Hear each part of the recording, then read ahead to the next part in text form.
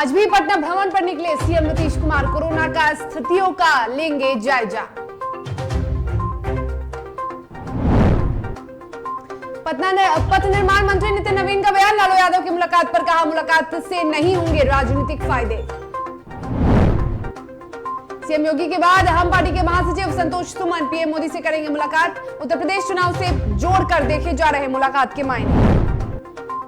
उफान पर गंगा नदी, पटना में जलस्तर बढ़ने से अलर्ट मोड में प्रशासन, लेकिन कई जगह लापरवाही बन सकती है अनहोनी का कारण।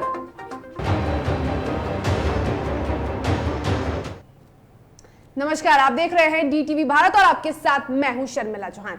सबसे पहले आपको बता दूं कि एक तरफ मंगलवार को जब सीएम नीतीश कुमार भ्रमण पर निकले थे, तो फिर बुधवार को सीएम नीतीश कुमार एक बार फिर भ्रमण पर निकल चुके हैं। जी हां, सीएम नीतीश कुमार फिर से भ्रमण करने निकले हैं। पटना में संक्रमण की स्थितियों पर समीक्षा करेंगे सीएम नीतीश कुमार। आपको बता दें कि क्राइसिस मैनेजमेंट की बैठक से सीएम की समीक्षा हुई थी बैठक में, और उसके बाद सीएम नीतीश कुमार एक बार फिर से पटना भ्रमण में निकले हैं। 6 अगस्त को अनलॉक 4 खत्म हो रहा है और अनलॉक 4 खत्म होने के बाद फिर से फैसले लिए जाएंगे कि कैसे करना है, क्या करना है। पिछले दिनों बाढ़ की स्थिति को लेकर भी समीक्षा ली गई थी। सीएम नीतीश कुमार फैसले ले सकते हैं 6 अगस्त को, जो अनलॉक की मियाद खत्म हो रही है अनलॉक 4 की, उसके बाद किस तरह से जो कह सकते हैं कि दुकानों की अवधि है, जो दुकान खोलने की अवधि है, उसको बढ़ाना है, उस पर चर्चा की जाएगी। आपको बता दें कि क्राइसिस मैनेजमेंट ग्रुप की बैठक से पहले सीएम नीतीश कुमार एक बार फिर से पटना भ्रमण पर निकले हैं और इस दौरान सीएम कोरोना की स्थितियों का जायजा भी लेंगे। आपको बता दें कि बीते दिनों सीएम ने वैशाली, मुजफ्फरपुर, समस्तीपुर और सारण जिले का जायजा लिया था। तमाम जिलों में गए थे और कोरोना की स्थिति, बाढ़ की स्थिति पर उन्होंने निरीक्षण किया था। और इस पर अधिक जानकारी के लिए हमारे संवाददाता उत्कर्ष हमारे साथ जुड़े हुए हैं। उत्कर्ष, एक बार फिर से भ्रमण पर निकले हैं नीतीश कुमार, आज का क्या कुछ कार्यक्रम है उनका? जी बिल्कुल शर्मिला, मुख्यमंत्री करीब 2 दिन से बिहार भ्रमण पर है। कल भी उन्होंने भ्रमण किया है। बिहार के कई जिले हैं जहां पर उन्होंने जाके साफ तौर पर देखा है कि किस तरीके से कोरोना गाइडलाइन का पालन हो रहा है और बाढ़ की क्या स्थिति है। और इसी क्रम में आज मुख्यमंत्री नीतीश कुमार क्राइसिस मैनेजमेंट की बैठक भी करने वाले हैं। इसको से पहले वो आज निकले हैं पटना के भ्रमण पर। पटना के बोरिंग रोड, जगदेव पथ और होते हुए पटना सिटी की तरफ जाएंगे और उसके बाद वापस अपने सीएम हाउस आएंगे और उसके बाद बैठक को लेकर क्या फैसला होगा वो सामने आएगा। क्योंकि बिहार में जिस तरीके से कोरोना का संक्रमण जरूर कम हुआ है, लेकिन जो तीसरे ट्रेन की बात की जा रही है जिससे बच्चों को काफी ज्यादा खतरा है, उसको लेकर सीएम काफी सजग नजर आ रहे हैं, जिसको लेकर तमाम दौरे कर रहे हैं और देख रहे हैं कि किस तरीके से कोरोना की गाइडलाइन की अवधि बढ़ाई जाए या फिर कोरोना का अनलॉक जो है उसको पूरी तरीके से खत्म कर दिया जाए। और साफ तौर पर इसी को लेकर बैठक करेंगे, जिसके मद्देनजर आज वो पटना के दौरे पर निकले हैं। शर्मिला, बिल्कुल, जिस तरह से आपने कहा कि अनलॉक की मियाद खत्म हो रही है और ऐसे में कोरोना की स्थितियों का भी जायजा लेने सीएम नीतीश कुमार निकले हैं। उत्कर्ष, क्या लगता है आज कहां जाने वाले हैं सीएम नीतीश कुमार और किन किन जगहों का, किन किन जिलों का समीक्षा कर सकते हैं? जी बिल्कुल शर्मिला, आज राजधानी पटना का समीक्षा करेंगे क्योंकि राजधानी पटना में कई ऐसे जगह हैं जहां पर जो क्राउड होता है वो काफी ज्यादा हो जाता है, जिसको लेकर वो आज भ्रमण करने वाले हैं। जो कुछ जगह है जिसमें पटना का बोरिंग रोड है, जगदेव पथ है, पटना पीएमसीएच है, उसके बाद पटना सिटी के कुछ इलाके हैं जहां पर जो भीड़ होती है वो काफी ज्यादा होती है, जिसको लेकर वो भ्रमण कर रहे हैं और खुद से देख रहे हैं कि किस तरीके की स्थिति है। कोरोना जो लोग मास्क पहनना अनिवार्य है वो उसका लोग पालन कर रहे हैं कि नहीं, सोशल डिस्टेंसिंग का पालन कर रहे हैं कि नहीं, क्योंकि राजधानी पटना में अल्टरनेट डेज पे दुकानें खुलती हैं, उसको लेकर भी वो सामने देखेंगे कि किस तरह सारी चीजें की पालन हो रही है कि नहीं। बिल्कुल, तो कहा जा सकता है उत्कर्ष कि अब सीएम नीतीश कुमार जमीनी हकीकत जो है वो अब देखना चाहते हैं कि आखिर लोग किस तरह से नियमों का पालन करते हैं, और जो फिलहाल विभीषिका बाढ़ की है उसको लेकर अब सीएम नजदीक से देखना चाहते हैं। जनता से भी वो लगातार रूबरू हो रहे हैं। तो ऐसे में आज एक बार फिर से सीएम नीतीश कुमार भ्रमण पर निकल चुके हैं और आज भी वो कई स्थितियों का जायजा लेने वाले हैं। बाढ़ की भी समीक्षा कर रहे हैं, कोरोना को लेकर भी वो लगातार स्थितियों का जायजा ले रहे हैं। और आपको बता दें कि फिलहाल तमाम जानकारी के लिए आपका बहुत शुक्रिया उत्कर्ष। और आपको बता दें कि बिहार में कोविड संक्रमण की रोकथाम को लेकर लागू कोविड प्रोटोकॉल का मुख्यमंत्री नीतीश कुमार ने मंगलवार को सड़क माध्यम से जायजा लिया। संभव है कि क्राइसिस मैनेजमेंट ग्रुप की बैठक में मुख्यमंत्री नीतीश कुमार सूबे में अनलॉक 5 पर फैसला करेंगे। बैठक में 6 अगस्त को खत्म हो रही अनलॉक 4 की मियाद को लेकर फैसला लिया जा सकता है, क्योंकि अब भी बिहार में कई तरह के प्रतिबंध लागू हैं और इन प्रतिबंधों में आपको बता दें कि जो दुकानें हैं वो 8-9 बजे तक ही खुली रह रही हैं। अभी भी दुकानों की खोलने की अवधियों को नहीं बढ़ाया गया है। रेस्टोरेंट्स में भी अभी कह सकते हैं कि 50% ही लोग जा सकते हैं। निजी कार्यालयों में भी अभी उतनी छूट नहीं दी गई है, तो अभी छूट की जरूरत है और देखना यह होगा कि सीएम नीतीश कुमार जो बैठक कर रहे हैं, जो समीक्षा कर रहे हैं, उसमें क्या कुछ फैसला लेंगे। इस पर तमाम जानकारी के लिए हमारे साथ हमारे सहयोगी न्यूज रूम से लाइव चैट पे जुड़े हैं निर्भय किशोर। निर्भय हमको बताएंगे कि निर्भय, सबसे पहले तो हम ये जानना चाहेंगे कि सीएम नीतीश कुमार आजकल लगातार भ्रमण पर निकल रहे हैं, कहीं ना कहीं कोरोना की स्थितियों का भी वो जायजा ले रहे हैं और ऐसे में 6 अगस्त को अनलॉक 4 की जो मियाद है वो खत्म हो रही है। तो क्या लगता है, क्या छूट मिलेगी इस बार बिहार की जनता को? देखिए शर्मिला, सबसे बड़ी बात है कि मुख्यमंत्री नीतीश कुमार लगातार समीक्षा कर रहे हैं और इस बार, ये सिर्फ इस बार ही नहीं बल्कि कोरोना की दूसरी लहर के दौरान नीतीश कुमार पर जब वो कई सारे विपक्ष जो है वो लगातार हमले बोलते रहे तो सड़कों पर भी दिखे थे मुख्यमंत्री नीतीश कुमार। इससे पहले वो लगभग 2 बार दिख चुके हैं और तीसरी बार वो जब मंगलवार को निकले थे मुख्यमंत्री। दरअसल बाढ़ की स्थितियां भी परेशान कर रही है बिहार को, दूसरी तरफ कोरोना संक्रमण का खतरा, हालांकि अभी तक पूरी तरीके से खतरा खत्म नहीं हुआ है और ऐसे में अब 6 अगस्त को जो अनलॉक प्रक्रिया बिहार में चल रही है उसकी अनलॉक 4 की जो मियाद है वो पूरी हो रही है। तो ऐसे में 2 स्थितियां बनती है। सबसे बड़ी बात है कि मुख्यमंत्री नीतीश कुमार आज जो भ्रमण करने वाले हैं उसके बाद दिखेगा कि क्या कुछ स्थिति बनती है, क्योंकि क्राइसिस मैनेजमेंट है वो स्थितियों पर नजर तो वैसे पहले से बनाए हुए हैं, लेकिन इन सबके बावजूद भी मुख्यमंत्री खुद से भी समीक्षा करना चाहते हैं, लोगों की स्थितियों को सड़कों पर देखना चाहते हैं, बाजारों के हालातों को देखना चाहते हैं और इसके लिए एक बार फिर से वो सड़कों पर निकल चुके हैं। हालांकि पिछले दिनों की अगर बात की जाए तो मुख्यमंत्री जब निकले थे इस दौरान उन्होंने बाढ़ प्रभावित इलाकों का जायजा लिया, खास करके गंगा का जलस्तर जिस तरीके से बढ़ता जा रहा है। राजधानी पटना के अलावा वो वैशाली गए, वैशाली के बाद वो समस्तीपुर गए क्योंकि समस्तीपुर में भी बाढ़ की विभीषिका भी देखने को मिल रही है। इसके साथ साथ वो सारण चले गए जहां पर वहां भी बाढ़ की स्थिति बिगड़ी हुई है। सिवान के अगर इलाकों की बात की जाए तो वहां पर जो गंडक नदी है, गंडक का जलस्तर लगातार बढ़ता जा रहा है।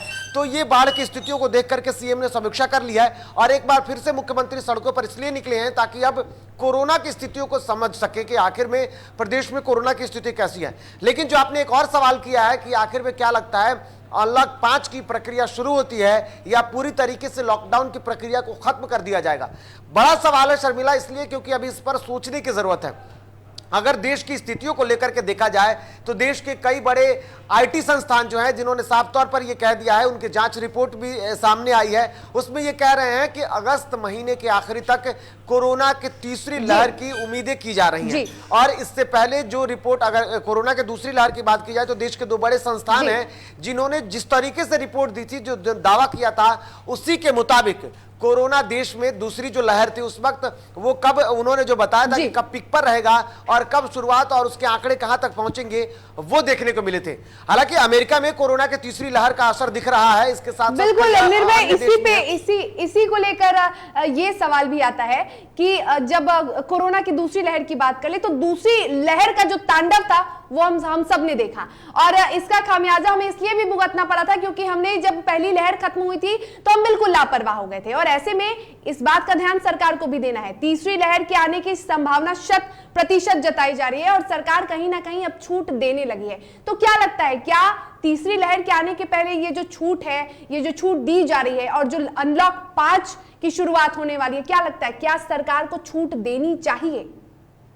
बिल्कुल नहीं शर्मिला, क्योंकि अगर देखा जाए तो इससे पहले जब कोरोना संक्रमण का खतरा जब देश में आया था पहली बार, उस वक्त ऐसा उम्मीद नहीं था कि ये इतने बड़े वक्त तक रह सकता है। हालांकि जब अगर पुराने संक्रमण को देखा जाए, वैसे तो देश में हर 100 साल पर एक संक्रमण आया है, चाहे वो टीबी की बात करें या इससे पहले जितने भी जो संक्रमण आए हैं, लेकिन कोरोना ने जो क्षति पहुंचाई है देश को या कोरोना का जो खतरा दिखा है देश में, वो अब तक ऐसा नहीं दिखा था। क्योंकि अगर इस वक्त की स्थितियों को लेकर के देखा जाए तो साफ तौर पर जब बीच में कोरोना की स्थितियां थोड़ी कम होने लगी थी, जब कोरोना की पहली लहर देश में आई थी, तो उस वक्त इतनी उम्मीदें नहीं थी कि आने वाले दिनों में एक बार फिर से कोरोना का जो खतरा होगा वो बढ़ जाएगा। और देखते ही देखते जब लोग लापरवाह होने लगे, क्योंकि जो कायदे कानून दिए गए थे, जो नियम कायदे कानून थे, चाहे सोशल डिस्टेंसिंग का पालन करना, मास्क और सैनिटाइजर का इस्तेमाल करना, लोगों ने सब भूल गए थे। सब जो लोग थे वो पूरे नियमों को भूल गए थे। अक्टूबर, नवंबर, नवंबर का जो महीना था वो साफ तौर पर लोग अब भूल गए थे। मार्च और अप्रैल आते आते एक बार फिर से वो लोगों की लापरवाही सड़कों पर दिखी, जो लोग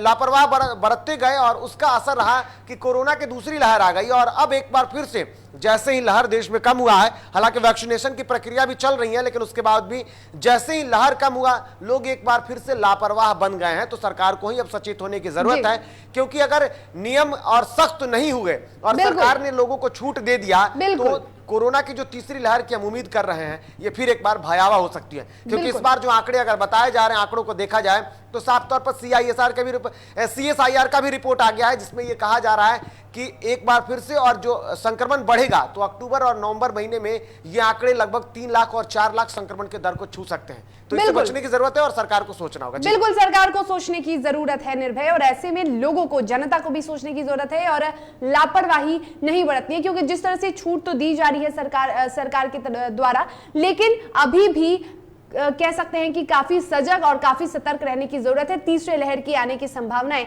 100% बताई जा रही है। तो ऐसे में जनता से भी सरकार यही लगातार अपील कर रही है कि आप अब भी सुरक्षा, कह सकते हैं कि आप अब भी सावधानी बरते, अब भी लापरवाही नहीं बरते। तो देखना ये होगा कि सीएम का ये जो भ्रमण है वो कितना अहम होता है और इस भ्रमण के बाद सीएम नीतीश कुमार क्या कुछ फैसले लेते हैं अनलॉक 5 को लेकर। तमाम जानकारी के लिए आपका बहुत शुक्रिया निर्भय। तो बता दें कि सीएम नीतीश कुमार एक बार फिर भ्रमण पर निकले हैं। तस्वीरें आपको पटना की दिखा रही है। थोड़ी देर पहले सीएम नीतीश कुमार अपने काफिले के साथ भ्रमण पर निकले। इसके पहले सीएम नीतीश कुमार ने क्राइसिस मैनेजमेंट ग्रुप की बैठक में भी हिस्सा ले सकते हैं और इस बैठक के बाद ही यह फैसला लिया जा सकता है कि कोरोना को लेकर किस तरह की छूट देनी है राज्य में और क्या कुछ करना है, क्या कुछ पाबंदियां भी लगानी है। तो फिलहाल सीएम नीतीश भ्रमण पर निकल चुके हैं और अब देखना यह होगा कि इस भ्रमण से सीएम नीतीश कुमार क्या कुछ फैसले लेते हैं। फिलहाल वक्त हो चला है यहाँ एक छोटे से ब्रेक का। ब्रेक के बाद खबरों के साथ जल्द हाजिर होंगे।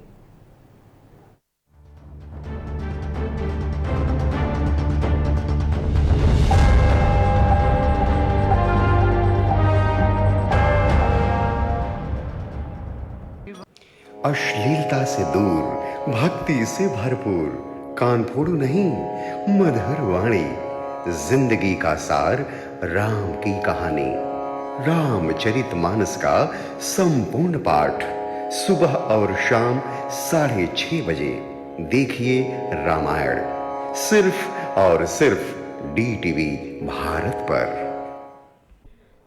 घर चाहिए, मकान चाहिए कि चाहिए दुकान, या फिर चाहिए जमीन जायदाद, वो भी बिना ब्रोकर, बिना कमीशन के, 100% लीगल। अधिक जानकारी के लिए देखिए हमारा खास कार्यक्रम बिल्डिंग बाजार।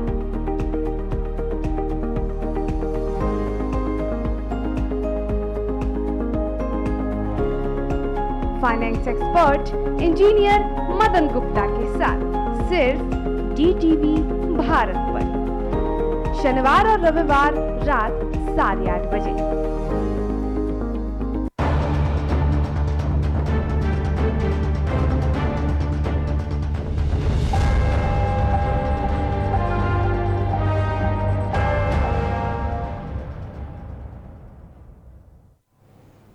ब्रेक के बाद एक बार फिर से आप सभी का स्वागत है। खबरों में आगे बढ़ेंगे, बात करेंगे पथ निर्माण मंत्री नितिन नवीन की। नितिन नवीन ने राज्य में बन रहे पुलों को लेकर बड़ी जानकारी दी है। उन्होंने कहा कि महात्मा गांधी सेतु का दूसरा छोर मार्च 2022 तक पूरा हो जाएगा। बिधपुर से दीदारगंज तक बन रहे 6 लेन पुल का निर्माण 2023 तक पूरा हो जाएगा।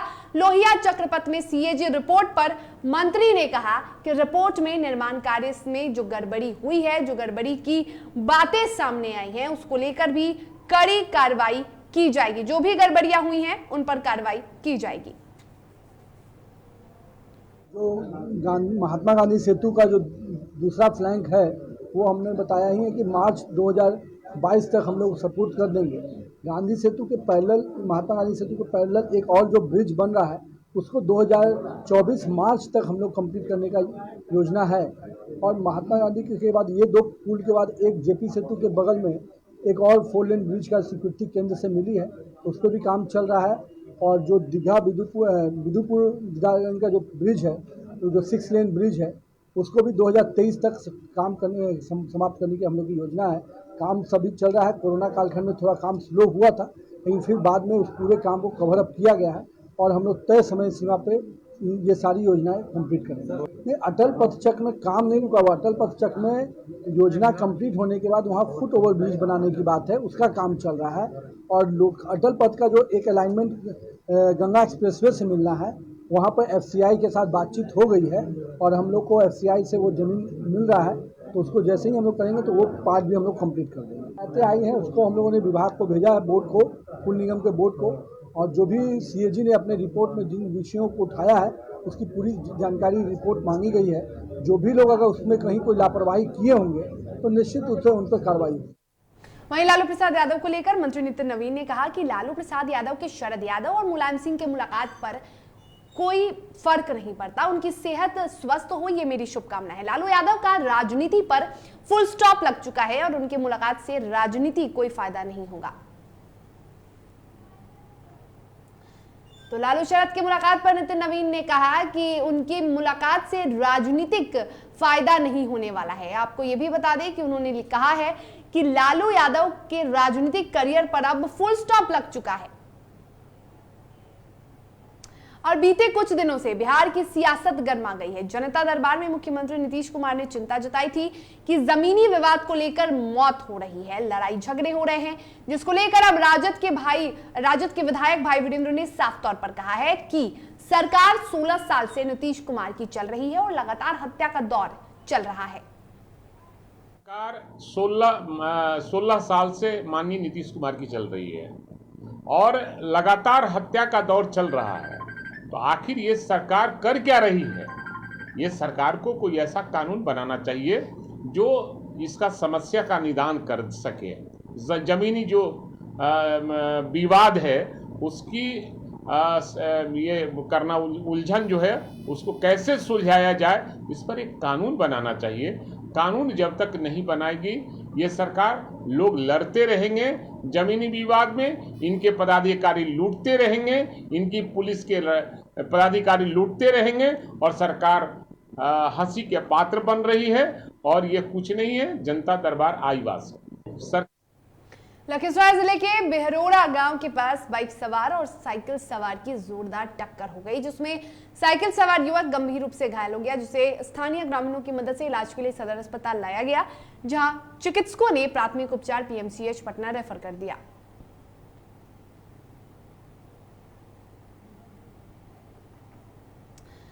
तो बता दें कि लखीसराय की खबर है, जहां एक व्यक्ति गंभीर रूप से घायल हो गया है। बाइक सवार और साइकिल सवार की जोरदार टक्कर हुई। बता दें कि बाइक और साइकिल में जोरदार टक्कर हुई और इस टक्कर में एक व्यक्ति गंभीर रूप से घायल हो गया।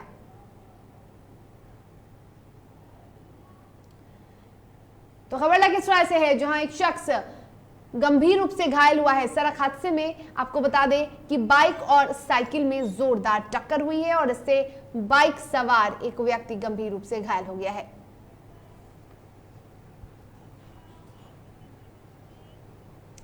और आपको बता दें कि पटना सिटी से बड़ी खबर आ रही है। गंगा के बढ़ते जलस्तर ने चिंता बढ़ा दी है। जी हां, अलर्ट मोड में जिला प्रशासन है। कई जगह प्रशासन तो अलर्ट है, लेकिन कई जगह प्रशासन की लापरवाही भी दिखने को मिल रही है। अलर्ट मोड में जिला प्रशासन है, लेकिन फिर भी कई जगह प्रशासन की लापरवाही देखने को मिल रही है। आलमगंज थाना क्षेत्र के भद्र घाट पर यह लापरवाही देखने को मिली, जहां गंगा नदी में स्टंट करते बच्चे देखे गए हैं और ऐसे में कोई अनहोनी हो सकती है इस लापरवाही के कारण। तो पटना में गंगा नदी उफान पर है।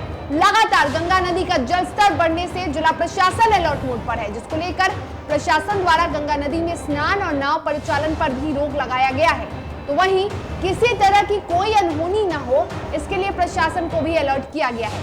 वहीं प्रशासन की बड़ी लापरवाही देखने को मिली है, जहां पटना सिटी के आलमगंज थाना क्षेत्र के भद्रघाट पर गंगा नदी में छोटे छोटे बच्चे स्नान करते देखे गए और यहां तक कि घाट किनारे बने बैरिकेडिंग से बच्चे भी स्टंट करते नजर आ रहे हैं। तस्वीरें देखिए, जहां उन्हें रोकने के लिए प्रशासन की मौजूदगी नहीं मिली।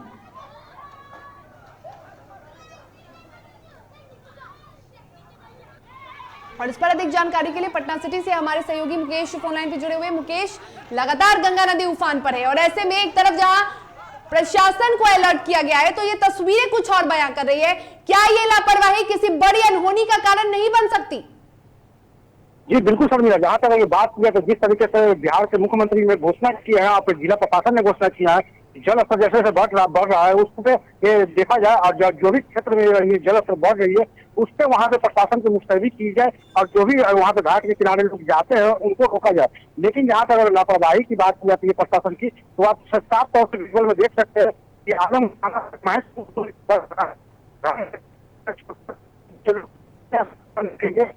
स्टैंड कर रहे हैं वहाँ ऑफिस लिए घाट से, लेकिन जो घटना घटती है तो प्रशासन की नींद खुलती है, आम लोगों की नींद खुलती है। लेकिन जिस समय प्रशासन को वहाँ पे मौजूद रहने से रोक लगाया जाए, लेकिन प्रशासन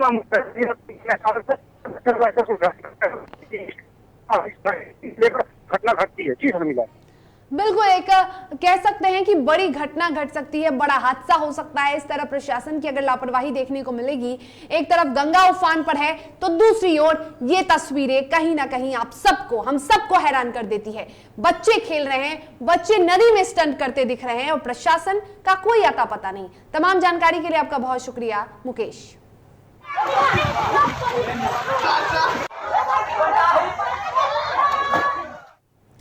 और अब आगे बढ़ेंगे और बात करेंगे मुंगेर जिले की। मुंगेर में अब बाढ़ का असर देखने को मिला है। केंद्रीय जल आयोग के अनुसार गंगा के जल स्तर में प्रति घंटे 3 सेंटीमीटर बढ़त दर्ज किया जा रहा है। यदि जल स्तर में बढ़ोतरी रफ्तार यही रही तो ऐसी संभावनाएं व्यक्त की जा रही हैं कि शुक्रवार की दोपहर तक मुंगेर में गंगा खतरे के निशान को पार कर सकती है और फिर बाढ़ की स्थिति हो सकती है। और यही गंगा के जलस्तर बढ़ने के कारण तौफीर बहियार दियारा क्षेत्र के निचले इलाके में भी गंगा का पानी प्रवेश कर चुका है, जिस कारण वहां पर बसे दर्जनों ग्रामीण और किसानों को दिक्कतों का सामना करना पड़ रहा है। और इस पर अधिक जानकारी के लिए हमारे सहयोगी इम्तियाज मुंगेर से हमारे साथ जुड़े हुए हैं। इम्तियाज, फिलहाल गंगा के जलस्तर में लगातार बढ़ोतरी देखी जा रही है, वहां की क्या स्थिति बनी हुई है? देखिए, बाढ़ की बात करें तो गंगा मुंगेर में गंगा पूरे उफान पे है और लगभग यहाँ पर अभी वर्तमान में अगर गंगा का जलस्तर देखा जाए तो 38.33 मीटर है और लगभग 3 सेंटीमीटर प्रति घंटा के रफ्तार से बढ़ रहा है गंगा का जलस्तर जी। हालांकि जहाँ की तैयारी की बात करें तो जिला प्रशासन ने गंगा बाढ़ को लेकर करके अपनी तैयारी कर रखी है। इसके पहले एसडीआरएफ की टीम आकर करके जो एसडीआरएफ की टीम यहाँ मुंगेर में है, भागलपुर की टीम आकर के मुंगेर टीम का जो सामान है, बोट है और जो सेफ्टी लाइफ जैकेट है, इन सब चीजों का मुआयना कर चुकी है। जिला प्रशासन ने पहले ही तैयारी कर रखा है और लगातार गंगा के जलस्तर पर जिला प्रशासन नजर रखे हुआ है और जिस तरह से जो स्थिति से बढ़ रही है तो बहुत जल्दी निचले इलाकों में भी पानी घुस सकता है। जी बिल्कुल, तो गंगा के जलस्तर में लगातार बढ़ोतरी देखी जा रही है और ऐसे में प्रशासन भी कहीं ना कहीं अलर्ट है। तमाम जानकारी के लिए आपका बहुत शुक्रिया इम्तियाज। मुजफ्फरपुर में समीक्षा करने पहुंचे बिहार सरकार में पशुपालन और मत्स्य विभाग के मंत्री मुकेश सहनी, लेकिन उनके बाहर निकलते ही एक अजीबोगरीब मामला सामने आया। आपको बता दें कि जैसे ही मंत्री जी वहां पहुंचे अहियापुर थाना में, वैसे ही मंत्री मुकेश सहनी समाहरणालय सभाकक्ष से बैठक करके बाहर निकले और पत्रकारों से बातचीत करने लगे। और उसी दौरान अहियापुर थाने में एक एएसआई राजेंद्र पासवान पर एक विधायक पुत्र के बेटे पर लगे आरोप के दौरान मामले को सुलझाने के लिए दबाव बनाने का आरोप लगा रहा था। अब पुलिस का कहना है कि मंत्री के साथ ही उनके कार्यकर्ताओं द्वारा केस खत्म करने की बात की जा रही है। विधायक का नाम मुसाफिर पासवान बताया जा रहा है।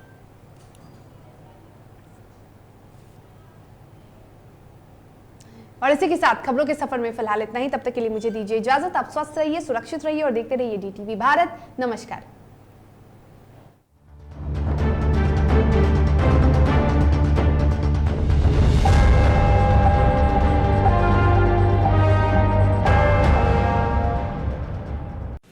अश्लीलता से दूर, भक्ति से